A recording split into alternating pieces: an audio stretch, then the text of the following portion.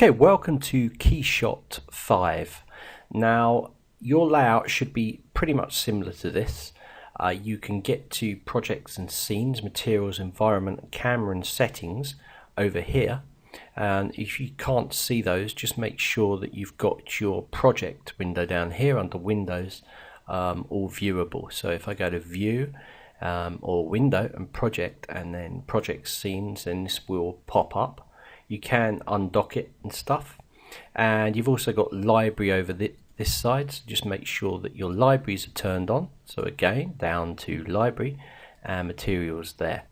Okay, so inside of here is our actual environment itself, and what we can do is we can add some geometry in here that we can, basic shapes we can create from within Keyshot itself.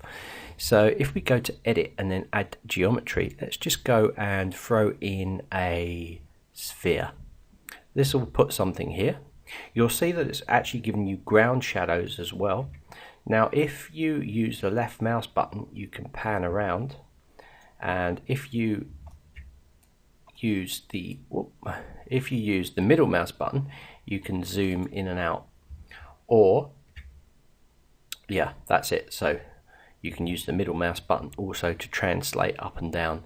So using those options there, you can do pretty much anything you want. Now you'll see that there is a ground plane, and if you come over here to our project settings, which as I said to you, all these windows are available within this section, so just make sure that you're clicking the right one if it's not appearing. If we go into our environment here, you can see that it's actually put in an HDRI environment, which is an environment we can actually spin around and sort of semi look at. So you can also use the Alt key and the right mouse button to zoom in and out as well. Yeah, so you can just drag it and it zooms in and out. I don't know if you can see, but there's a kind of an environment here that you can sort of see, and it reflects this environment here. So let's zoom back in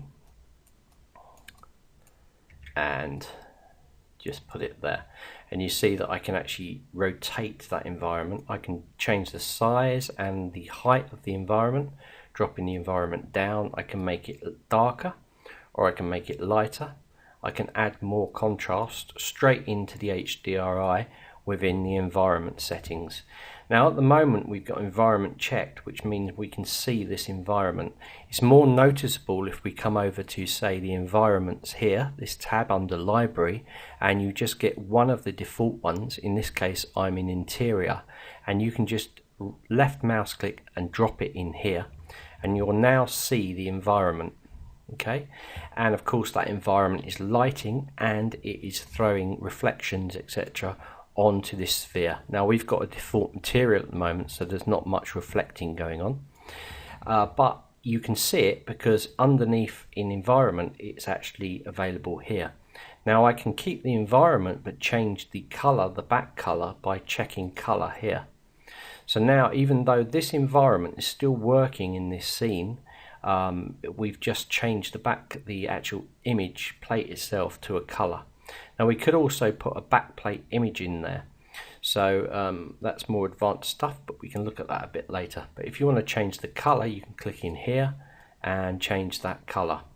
Okay, so loads of control in here, and as I said, it is reflecting this background. I'll prove it to you by going over to material and just grabbing one of the metal reflectant materials down here, something like this. Let's just drag that in there, and you can see this is now reflecting this HDRI, even though we've got color turned on here. So it's reflecting this. Okay, well, this environment is very good because you can come in and actually get your model and place it onto the thing as if it's actually on the table itself. But in our case, we're going to have an environment, but we will actually have a backplate color. So that's how we can add HDRI, that's how we can manipulate it, and that's how we can add new environments to the actual panel by just dragging across. Now you also see that I changed this material on this sphere, and again it's very easy. You can just go into the material tabs, which is here, and you can just drag them across. But you can also double click in here and it will bring the material presets up here.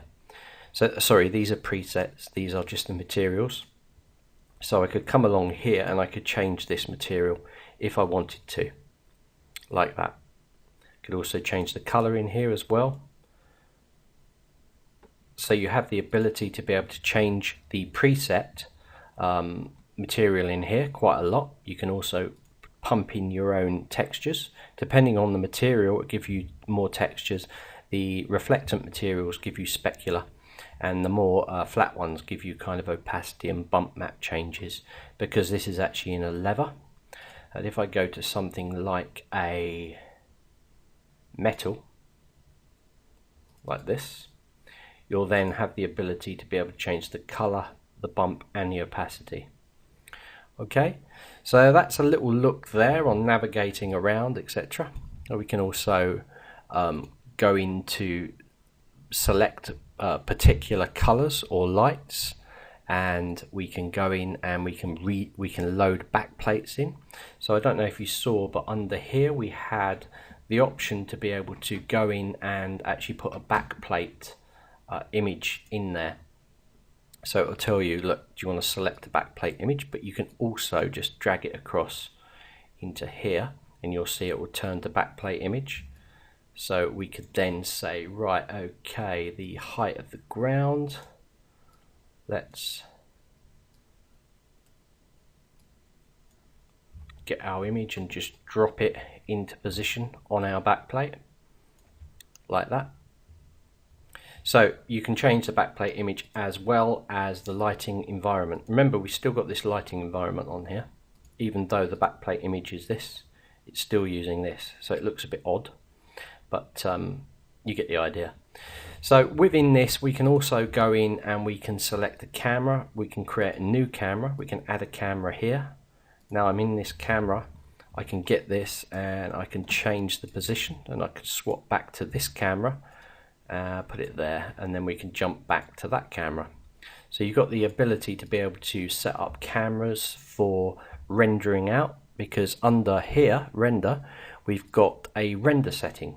So it allows us in here to change the size, the resolution, the file type, the quality of the image. We can also queue lots of images to render consecutively, and we can set up different passes as well. So in Keyshot's case, it renders out a depth pass, a geometric normal pass, a clown pass and a render layers pass. So we have that ability as well. So that's all cool. And of course we got the main thing is where we can go up to file and import our assets as well, which is what we'll do in the next lesson. And of course when you've set your project up, you can save it as a Keyshot file and open it up later. So lots of control in Keyshot. Just have a little play around, trying different materials, different backplates, different colors, and yeah, just have fun whilst you're sort of learning. So I'll drop another environment in there and go into the environment tab and just view that environment like that. Okay, we can also go into the scene and grab, you can see we've got sphere there, so I could position this sphere. You can move it in 3D space and looks good. So that's a little look at Keyshot, just the basic stuff. And now we'll get into loading our headphones in. But before I do that, I'm going to just load in a problematic file and ways that you can use to fix it. Okay, in Keyshot, sometimes you get funny things happen, and I'm going to show you how to correct it. Now, I've got a piece of geometry here that I've got into smooth mode by pressing 3. I'm going to press 1, and you can see the geometry here. Now, there's nothing wrong with this geometry. The thing is that Keyshot looks at it and it doesn't kind of show it as it should be seen. I don't know why it does this. It's a bug, I think, in the system, but I've checked all through this to make sure it's clean, and I just did various extrusions and edge loops to create this piece. And I was purposely trying to get Keyshot to slip up on this, and I managed to do it, so it's good. and you probably will encounter this. Now if you have this problem, like if I've got it now unsmoothed, if I press 3 on the keyboard, this will smooth it. Now Keyshot 5 will take in smoothed versions of your models, which is very cool. It means we don't have to turn them into subdivisions or anything like that. So that saves a bit of geometry memory space, but like I said, it throws up this problem. Now what I'll do is I'll show you it in the unsmoothed version by pressing 1 on the keyboard here, and I'll just save this out. Let me open up Keyshot now and import it in. So I have Keyshot set up, and I'm just going to do a file and an import. I'm going to go and locate my file, so wherever your model may be, locate it, go into model. Generally in Maya it's inside the scenes folder. I've got problems MB, I'm going to open that. I'm going to snap to the ground, I'm going to keep the orientation on the Y, size keep original, everything else is the same, tessellation quality 0.2 and import. Right, look at this model, looks good. Yep, looks like we've got the right model, that's all good. But now let's hop back into Maya and I'll create the smoothed version by pressing 3 on the keyboard. Now I'm going to save the scene, so I've saved it in the smoothed version. Now I'm going to pop back into Keyshot and I'm going to re-import. So I'm going to import again, I'm going to pick this one, go and update geometry, keep everything else the same and import. Okay, there. Now that doesn't look good. So it's almost like it's cut pieces out of the model. And I don't know why it does this, but I'm going to show you a quick fix to fix this. I mean, if you've worked for hours on a model piece, you do not want to have to remodel it when you don't know what the problem is. So I found a quick solution for this. What you can do is you can take the model and you can export it out. So if I export this selection as an OBJ, like I've got in here, I'll just do it onto my desktop and I'll call it problems 1, okay, onto my desktop. I'm going to leave smoothing normals. In fact, you can click them all on, doesn't really matter at this stage. Probably turn materials off, we don't want that going across. Anyway, whatever. So we'll export this out. Okay, now what I'm going to do is I'm going to delete the model from Maya and I'm going to import from Maya the OBJ that I just exported, that one there. Okay, I'm going to import this in like that. And now I'm going to do a smoothed version by pressing 3 on the keyboard. Now I'm going to save the scene, I'm going to pop back into Keyshot and I'm going to update the geometry by re-importing this one and update the geometry. And there we go. So same piece of geometry exported out as an OBJ, brought back into Maya, re-imported into Keyshot. Now we haven't got a problem. Now I don't know if it's something to do with point order, because like I said, I was trying to mess it up, but when you're trying to model complex pieces, you might get these problems happen.